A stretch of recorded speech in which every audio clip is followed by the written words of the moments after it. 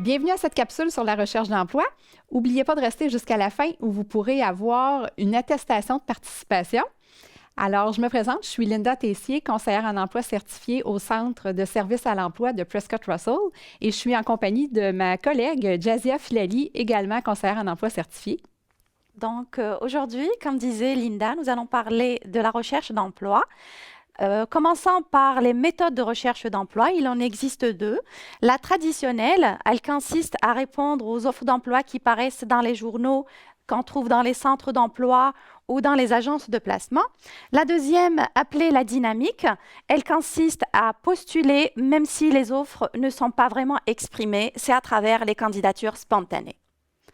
En deuxième lieu, le marché d'emploi est composé de 20% de marchés ouverts. Ce sont les offres qu'on trouve dans les sites d'offres d'emploi, les agences d'intérim et les journaux. 80% des offres, on les trouve par contre dans le marché caché, à travers le réseau professionnel et privé, ses amis, de la famille, ses voisins, ses ex-collègues, à travers aussi les candidatures spontanées et le réseau socio-professionnel. C'est quand même beaucoup d'emplois qui ne sont pas affichés, là. Tout à fait. Oui. Les emplois dans le marché caché, il en existe trois types. Le premier, c'est un poste qui existe et pour lequel le recrutement a commencé de façon informelle. Je citerai l'exemple d'une entreprise qui souhaiterait ouvrir une nouvelle ligne de production, donc elle commence à chercher des candidats. Le deuxième poste, c'est un poste qui existe, mais pour lequel le recrutement n'a pas encore commencé. Par exemple, quelqu'un qui part dans quelques mois en retraite ou une personne qui va sortir en congé de maternité. En troisième lieu, c'est un poste qui n'existe même pas, Linda, mais que la personne peut créer en répondant aux besoins de l'employeur à travers des candidatures spontanées. Excellent. Mais on les trouve comment, ces emplois-là? Très bonne question, Linda.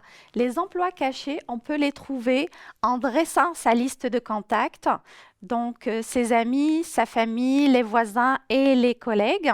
On peut leur téléphoner et leur faire savoir qu'on est à la recherche d'un emploi en précisant le poste qu'on cible, ses formations, ses compétences et ses diplômes. Et puis, il faut se mettre dans la tête que pour maximiser ces opportunités, il faut postuler en masse, car plus on tire dans le filet, plus on a de chances de marquer un but. Alors, Jazia, peux-tu nous expliquer les étapes, comment on fait pour postuler? D'accord. Donc, en premier lieu, il faut faire son CV qui doit être personnel, professionnel, clair, aéré et sans faute d'orthographe. Et pour plus d'informations, on vous invite à visionner la capsule qui est faite spécialement sur le CV. Maintenant que le CV est prêt, on passe à l'envoi de son CV. Donc, la majorité des entreprises préfèrent recevoir les CV par courriel. C'est pour cela qu'il faut maîtriser des compétences pour envoyer son CV par voie électronique et veiller aussi à ce que son courriel soit le plus professionnel possible. En troisième lieu, faire un suivi auprès des employeurs. Lorsqu'on envoie son CV, au bout d'une semaine à 10 jours, on peut appeler ou envoyer un courriel pour savoir qu'on a bien reçu sa candidature. Sans pour autant être trop insistant, un seul suivi suffira. Après avoir postulé, Linda, il y a des attitudes qu'il faut avoir en cherchant un emploi. Est-ce que tu peux nous en dire plus? Avec plaisir, Jazia. Donc, la première attitude gagnante, c'est d'être convaincant. Pour être convaincant, je dois moi-même être convaincue que je suis la bonne personne pour cet emploi-là et quand je vais arriver en entrevue, je vais pouvoir être plus convaincante auprès de l'employeur. La deuxième attitude, c'est d'avoir confiance en soi.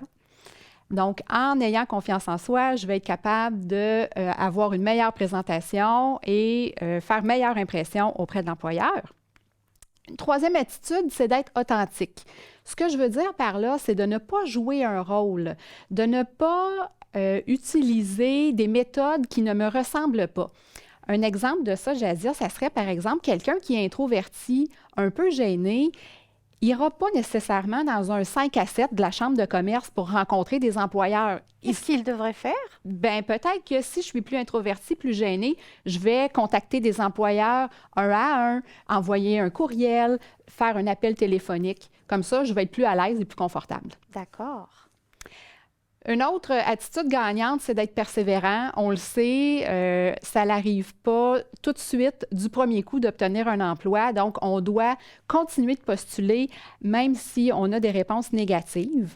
Quand j'ai commencé en employabilité, on parlait qu'il fallait envoyer au moins 10 CV avant d'avoir une réponse positive. Ça a changé de nos jours? Probablement que oui, parce que maintenant, la pénurie de main-d'œuvre fait en sorte que les réponses vont peut-être arriver plus rapidement, positivement, mais quand même, il ne faut pas lâcher, même si on a des réponses négatives. La prochaine attitude? Oui, c'est d'être optimiste. Alors, même si vous rencontrez de l'adversité dans votre recherche d'emploi, si vous avez une entrevue qui n'a pas fonctionné, il faut voir cette entrevue-là non pas comme un échec, mais comme une opportunité d'apprentissage. Donc, ça vous permet d'avoir peut-être eu accès à des nouvelles questions d'entrevue. On pourra se pratiquer et être encore plus performant et meilleur lors de la prochaine entrevue. Tout à fait. Et finalement, il est suggéré de viser la qualité plutôt que la quantité. Donc, comment? Mais en n'utilisant pas un seul CV là, que je vais envoyer partout à plein d'employeurs, mais plutôt vraiment personnaliser mon application en découvrant le nom de la personne qui est aux ressources humaines, par exemple, et en nommant cette personne-là dans ma lettre de présentation, en apprenant de l'information sur la compagnie, en allant sur son site Internet. Peut-être que je peux parler des valeurs de la compagnie dans ma lettre de présentation. Donc, je vais avoir plus d'impact quand je vais présenter ma candidature ainsi, plutôt que de viser la quantité. Tout à fait. Merci beaucoup, Linda. Ça fait plaisir. Donc, pour obtenir votre attestation de participation, cliquez sur le bouton en bas. Merci de votre écoute. Merci.